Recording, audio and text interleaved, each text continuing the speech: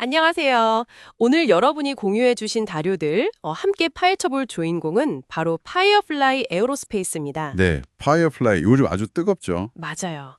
마침 오늘 2025년 8월 6일에 나스닥 상장까지 성공하면서 정말 큰 관심을 받고 있는데요. 네, 타이밍이 아주 절묘합니다. 왜 지금 이 시점에 이 기업이 이렇게 주목받는지, 또 복잡한 우주 산업 속에서 어떤 특별한 점을 가졌는지 한번 깊이 들여다보겠습니다.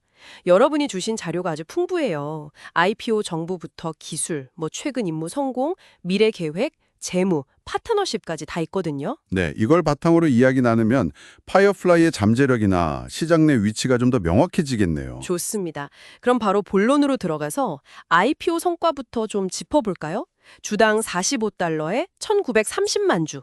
이걸로 8억 6천만 달러 넘게 모았고 기업 가치는 무려 63억 달러. 어마어마하죠. 근데 이게 원래 계획보다 물량도 20% 이상 늘고 가격도 목표 상단을 뚫었다는 거잖아요.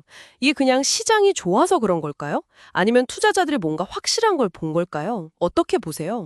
물론 시장 분위기도 있겠지만 이건 명백하게 파이어플라이에 대한 강력한 신뢰가 반영된 결과라고 봐야 합니다. 특히 그 시점이 중요해요. 시점이요. 네, 바로 지난 3월에 있었던 블루고스트 달 착륙 임무 성공. 이게 결정적이었다고 봅니다. 나사의 CLPS 프로그램의 일환이었는데 단순히 달에 뭘 보냈다 이게 아니었어요. 아, 그냥 착륙만 성공한 게 아니라고요? 그 위난의 바다라는 곳에 아주 정확하게 내려놓았고요. 데이터도 120기가 이상 주고받고 온도 드릴로 땅도 파보고 월면 토채치까지 계획했던 과학 임무를 정말 100%다 해냈어요. 와, 100%요? 대단하네요. 네. 이게 작년에 인투이티브 머신스 착륙선이 좀 불안정하게 착륙했던 거랑 비교되면서 파이어플라이 기술은 정말 안정적이구나 하는 인식을 확실하게 심어줬죠. 어쩌면 이게 나사가 더 어려운 임무, 그러니까 달 남극 탐사 파트너로 파이어플라이를 믿게 된 계기가 됐을 수도 있습니다. 아하, 그렇군요. 그러니까 단순한 IPO 성공이 아니라 그 배경에는 확실한 기술 검증, 특히 블루고스트의 성공이 있었던 거네요. 맞습니다. 그 성공이 신뢰로 이어진 거죠. 그런데 파이어플라이가 달 착륙선만 만드는 회사는 아니잖아요. 2017년에 설립된 텍사스 스타트업인데 보니까 소형 발사체 알파도 있고 지금 개발 중인 중형 이클립스, 또 방금 얘기한 블루고스트 착륙선, 심지어 궤도 위에서 위성을 옮겨주는 엘리트라 궤도 운반체까지. 어우, 라인업이 대단한데요? 네, 그게 바로 파이어플라이의 핵심 전략입니다. 발사체부터 착륙선, 궤도 서비스까지 우주 운송에 필요한 하드웨어를 자체적으로 다 개발해서 말 그대로 원스톱 솔루션을 제공하겠다는 거죠. 원스톱 솔루션? 매력적인데요? 미래 성장 계획도 상당히 구체적입니다. 2029년에 발사할 나사 달 남극 탐사 임무 계약 따낸 거 보셨죠? 1억 7,670만 달러 규모. 네, 봤습니다. 로봇 2대랑 센서 3종 보낸다고. 네. 근데 이게 단순히 집만 실어 나르는 게 아니에요. 좀 더 큰 그림에서 보면 미래에 사람이 달이나 화성에 가려면 물이나 수소 같은 자원이 필수적인데 그걸 미리 탐사하고 환경 데이터를 확보하는 굉장히 중요한 단계거든요. 그냥 단순 탐사가 아니라 미래 유인 탐사를 위한 사전 조사 같은 거군요. 그렇죠.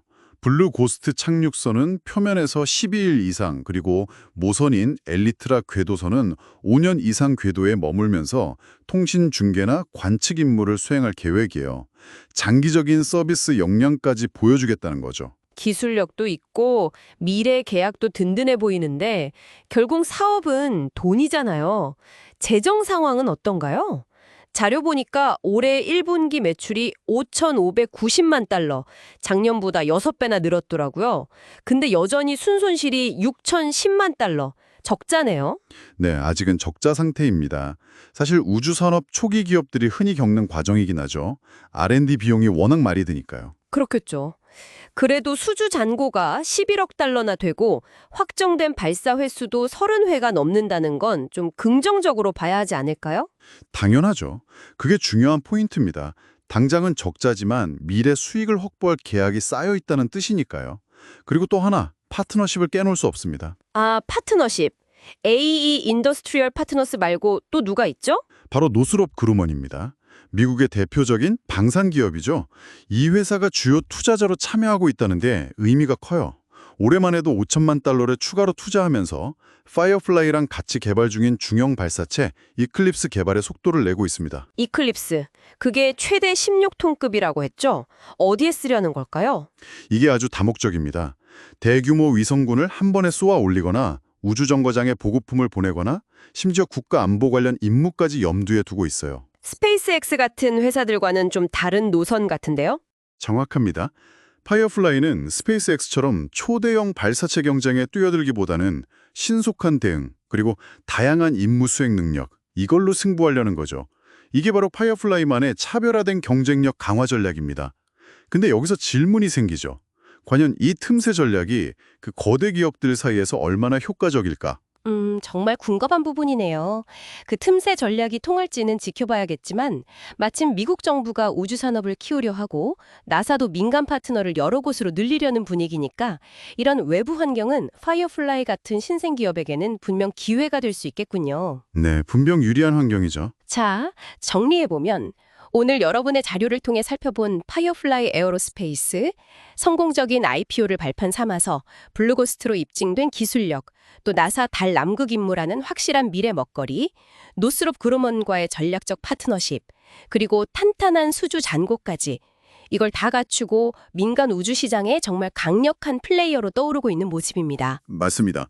특히 말씀하신 신속 대응과 임무 다양성, 이 전략적 포지셔닝이 아주 흥미로워요. 여러분께서도 파이어플라이의 이런 행보를 계속 주목하시면 단순히 한 기업의 성장을 보는 걸 넘어서 우주 탐사가 어떻게 상업화되고 경쟁이 격화되는지, 그 큰 흐름 속에서 새로운 기회가 어떻게 만들어지는지를 파악하는 데 도움이 될 겁니다. 네, 마지막으로 이런 질문을 한번 던져보고 싶습니다. 오늘 이야기 나눈 것처럼 자금도 확보했고 기술력도 어느 정도 입증했고 파이어플라이의 앞길은 분명 밝아 보입니다.